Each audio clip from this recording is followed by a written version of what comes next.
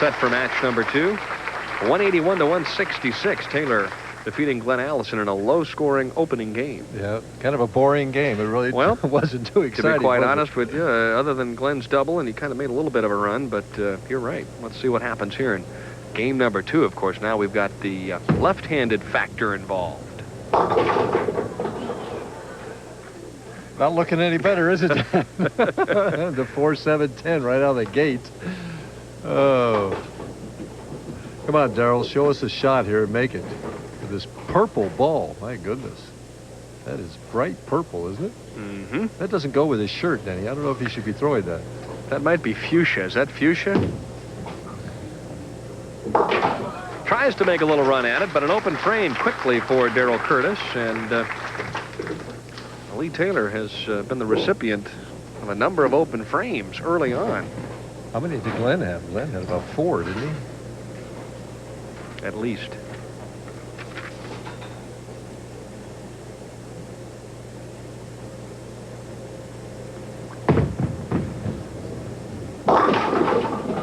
Lee Taylor with a thump-o-matic. Had that one rolling over the thumb hole, huh? He didn't want to let go of that one, Dan. Oh, boy. Could be a long night here in Escondido, I'll tell you.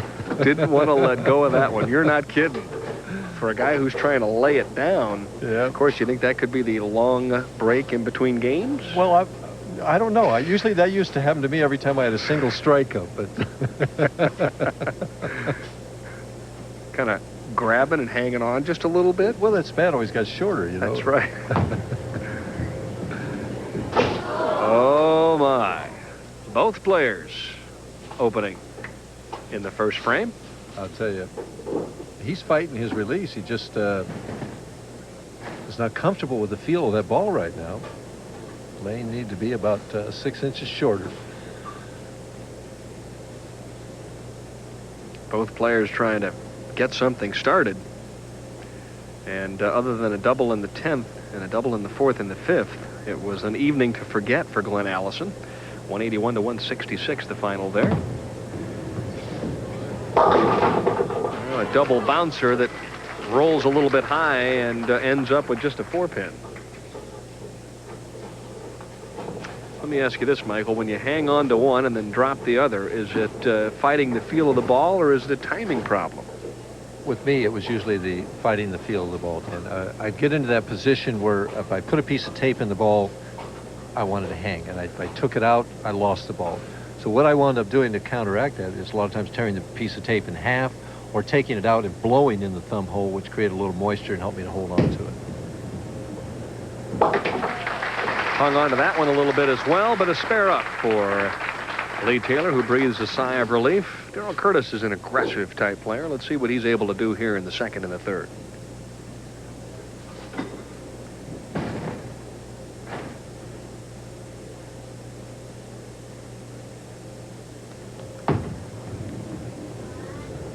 Oh, much better shot. Now you see in contrast how clean that ball came off of his hand.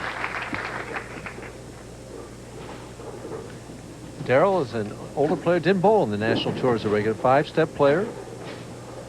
Pretty free swing. Head is very steady. There's his pivot foot, low backswing, which usually indicate that you're accurate.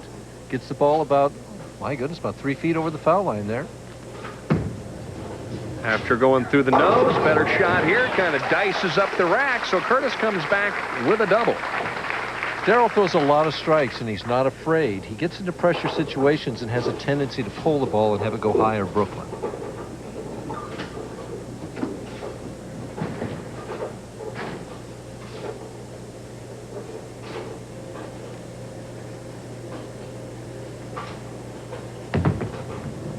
Set it down short again, leaves the 2-4-5.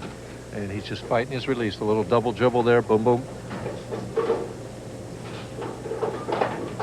We saw in the first match his real good shots. You hardly heard the ball hit the lane at all when he got out of it clean. He's just fighting that release. He won a regional senior event over the weekend up in Hemet, California. So he's bowling well. Just needs to get it. I think it is with him, his timing a little bit. He has a tendency to get that backswing a little bit higher. See a much better shot there. I think some of it might be timing for him right now.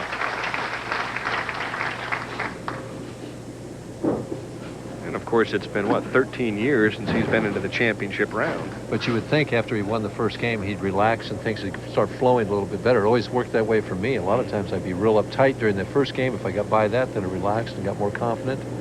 Plus, you've had a whole game to bowl on the pair, get a little feel for what's happening out there. Down by 13. Keep in mind, Curtis working on a strike. Dave Sutar is our number 2 seed, and of course, on top of the stack this week, Earl Anthony.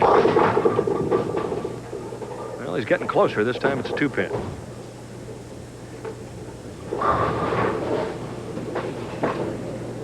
I think he's thinking in his mind about moving. He did try and practice moving inside closer to the third arrow. It appears that the ball grabs the lane a little bit better inside. Although the left-handers don't seem to have too much trouble getting the ball to hook back. I know Earl said that they were really hooking for him. Quite a bit more than they had throughout the week. And they were hooking the entire lane, not only the first 15 feet, but the middle of the lane and the back end as well.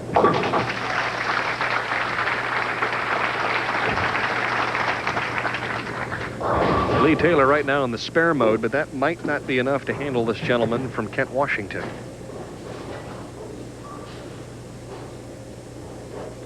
Takes very little time. Kind of a balk there. He started and stopped. Maybe that's the way to do it. Didn't seem to change the result much. Flush hit on lane 28 for Darrel Curtis. Watch the 3-pin as it crunches the 6. Third from your right, goes to the sideboard, and just nicked that 6 going by. Did you see that? Mm-hmm. Just enough. Up by 24, could increase it to 34 with a strike here on the left-hand lane, lane 27. Well, it's nice to see somebody getting some strikes. Well, I have a feeling Mr. Sutar and Mr. Anthony will find the pocket on both sides. Darrell leaving the 2-4. Seems to have a little bit more trouble with lane 27 than 28. Seems like the roles are reversed. For the left-handers, the ball hooks a little more. The right-handers doesn't want to hook as much.